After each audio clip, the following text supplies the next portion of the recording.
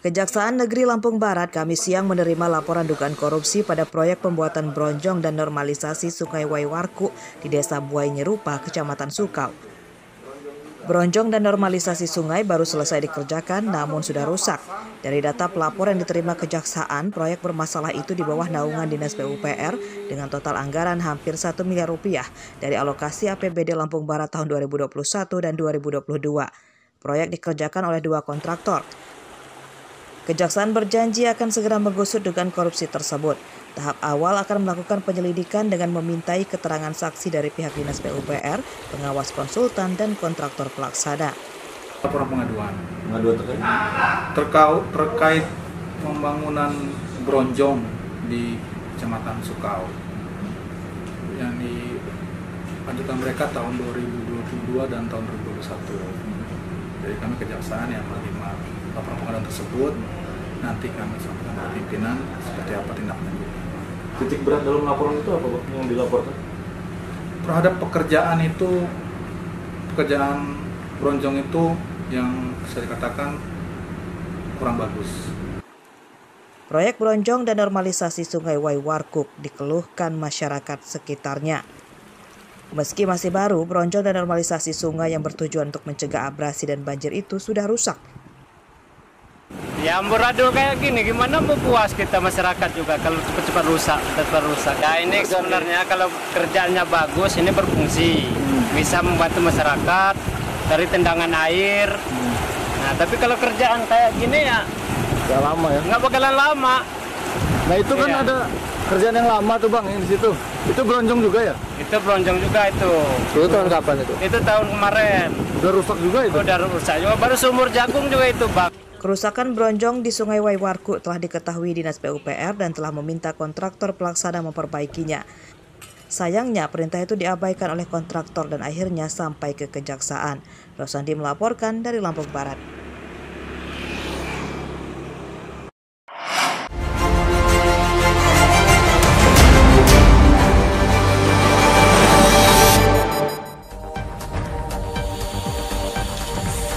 Jembatan kayu penghubung Desa Akar Lebar dengan Desa Waituba di Kecamatan Negeri Sembong, Tanggamus, Rabu pagi ambruk akibat diterjang banjir bandang. Akses melalui jalan ini pun putus. Satu-satunya jalan baik pejalan kaki dan motor harus menyeberangi sungai. Warga, tentara, dan polisi bergotong royong menyingkirkan batu-batu besar supaya sungai bisa dilewati kendaraan. Jembatan yang ambruk telah berusia belasan tahun. Jembatan ini satu-satunya akses warga menuju pasar dan kantor Kecamatan Bandar Negeri Sembong. Saat cuaca normal, sungai bisa dilewati kendaraan karena airnya dangkal. Meski demikian, warga meminta pemerintah Kabupaten Tanggamus segera membangun jembatan pengganti agar aktivitas mereka lebih lancar.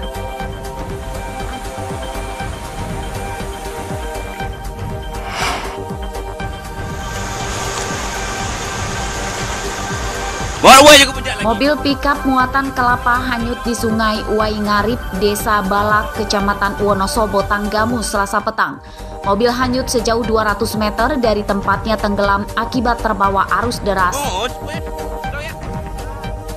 Menurut pengemudinya, Rudi, air Sungai Waingarip masih dangkal pada sore hari saat ia akan mengambil muatan kelapa. Ia berangkat mengambil muatan melewati sungai karena tidak ada jembatan. Saat pulang dan hari sudah gelap, ia melewati jalur yang sama. Nahas, tiba-tiba air sungai pasang dan berarus deras. Pikap yang dikemudikannya tenggelam dan hanyut terseret arus deras itu. Ia meloncat menyelamatkan diri. Pikap ditemukan oleh pemancing sekitar 5 jam usai kejadian. Pikap ditemukan rusak berat dan dievakuasi ke darat oleh warga.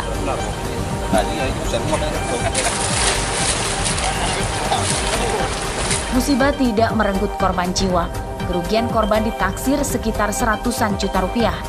Warga meminta pemerintah Tanggamus membangun jembatan di Sungai Waingarip sebagai akses dari desa menuju perkebunan.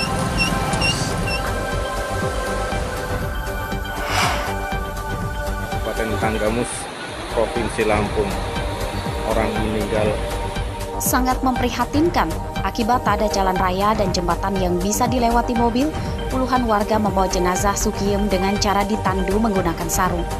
Jenazah digotong 2 orang bergantian yang berjalan kaki lebih dari 5 km.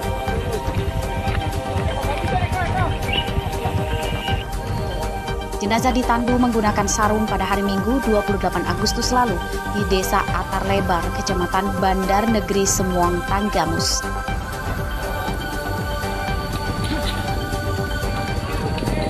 Sukiem merupakan warga Waikanan. Ia meninggal di desa ini saat mengunjungi putrinya yang seorang bidan. Jenazah ditandu menggunakan sarung dari rumah putrinya menuju jalan raya tempat mobil ambulans menunggu yang akan membawanya ke Waikanan. Kesengsaraan warga akibat tak ada jalan raya sudah berlangsung puluhan tahun. Tak hanya warga yang hidup, orang sakit dan meninggal pun menjadi korban minimnya infrastruktur di desa ini. Warga desa Atar Lebar menuntut pemerataan pembangunan. Pemerintah didesak segera membangun jalan dan jembatan yang layak agar mereka tidak merasa dianaktirikan oleh negara.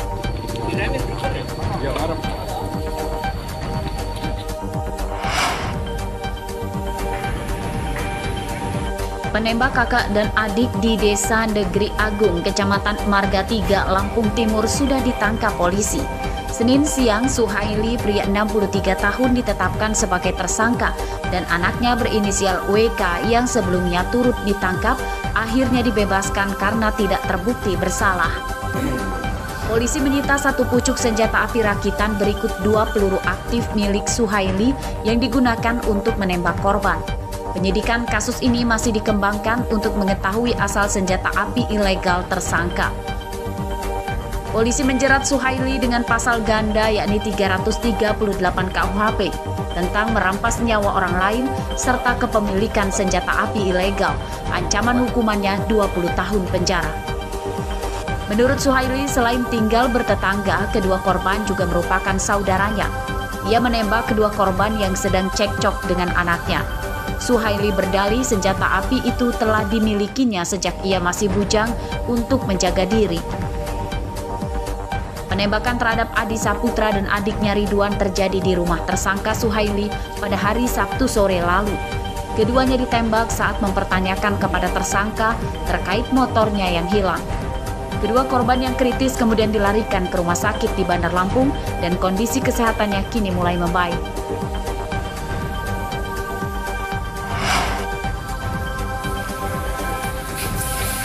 Polisi menggerebek 2 lokasi sarang judi daring berkedok warnet di Kelurahan Kota Baru dan Tanjung Agung, Kecamatan Tanjung Karang Timur, Bandar Lampung, Minggu malam. Sejumlah pria dewasa yang sedang berjudi terkejut atas kedatangan polisi. 100.000 transfer depo pakai ATM BCA.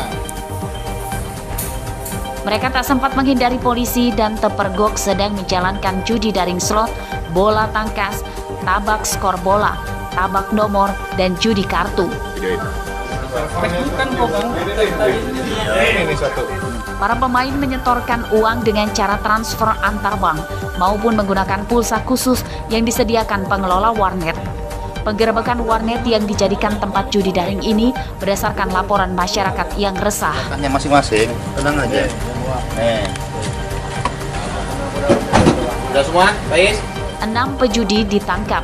Polisi juga menyita barang bukti komputer, bukti transfer, beberapa kartu ATM, dan ponsel. Mereka ditahan di Polresta Bandar Lampung. Para tersangka dijerat dengan pasal 303 KUHP tentang perjudian dengan ancaman hukuman 10 tahun penjara.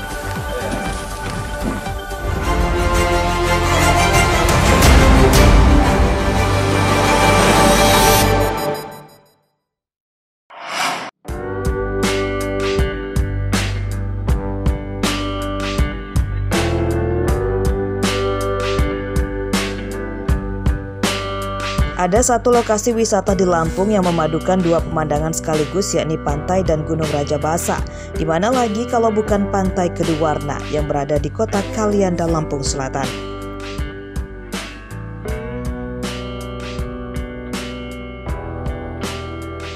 Uniknya, tempat wisata yang berjarak hanya sekitar 2 km dari pusat kota Kalianda itu buka hingga malam hari. Jika ke sana dan beruntung pada cuaca yang bagus dan langit cerah, pengunjung bisa menyaksikan matahari terbenam di balik Gunung Rajabasa.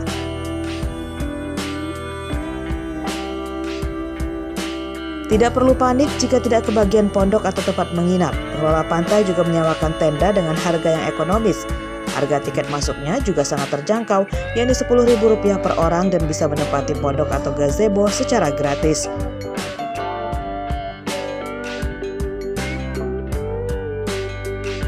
Tidak mengherankan kalau setiap hari, terutama pada akhir pekan, Pantai Keduwarna selalu ramai dikunjungi wisatawan dari berbagai daerah yang juga terkadang menginap di lokasi bersama teman atau keluarga.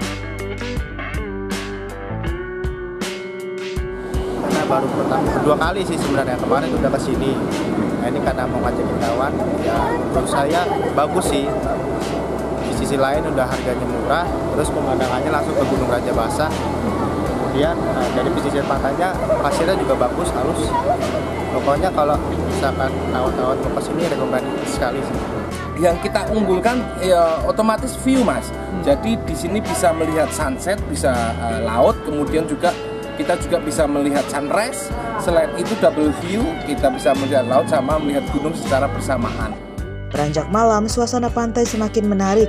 Wisatawan bisa menikmati secangkir kopi hangat di dalam kedai dan bisa bersantai di dekat bibir pantai. Menikmati suasana alam yang indah itu pasti bisa sejenak melepas penat dari rutinitas bekerja. Aris Susanto melaporkan dari Lampung Selatan.